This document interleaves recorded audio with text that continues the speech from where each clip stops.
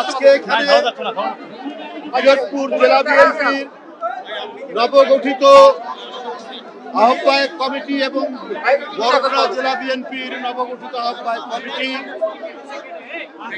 তারা শহীদ রাষ্ট্রপতি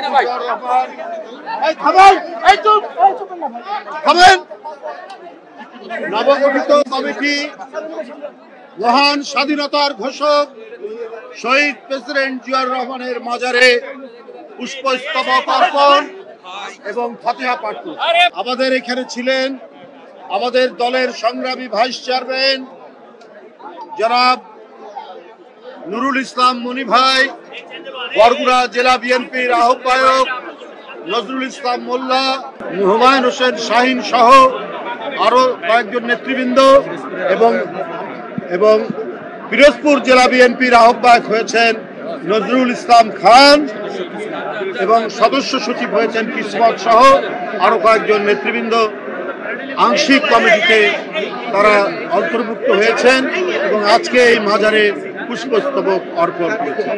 বন্ধুরা, পিরোজপুর জেলা বিএনপি এবং বরগুনা জেলা বিএনপির যারা নেতৃত্বে এসছেন তাদের নেতৃত্বে বরগুনা জেলা বিএনপি এবং পিরোজপুর জেলা বিএনপি একটি আদর্শ বিএনপির সংগঠনে পরিণত হবে আমরা বিশ্বাস করি।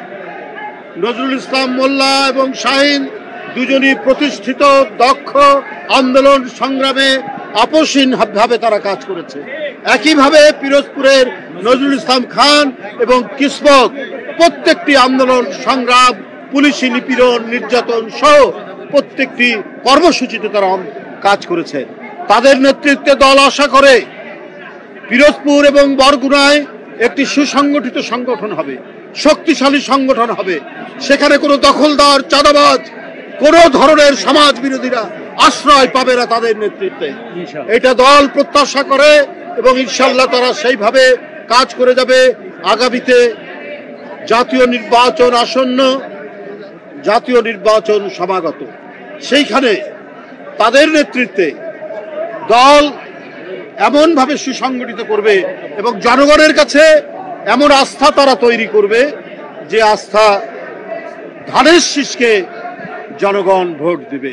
কারণ জনগণ জানে 16 বছরের নিরন্তর সংগ্রাম, আপোষহীন সংগ্রাম, গণতন্ত্র ফেরানোর সংগ্রামের এক গণতন্ত্রের প্রতীক, গণতন্ত্রের মা দেশনেত্রী বেগম খালেদা জিয়ার নেতৃত্বে অনুষ্ঠিত হয়েছে।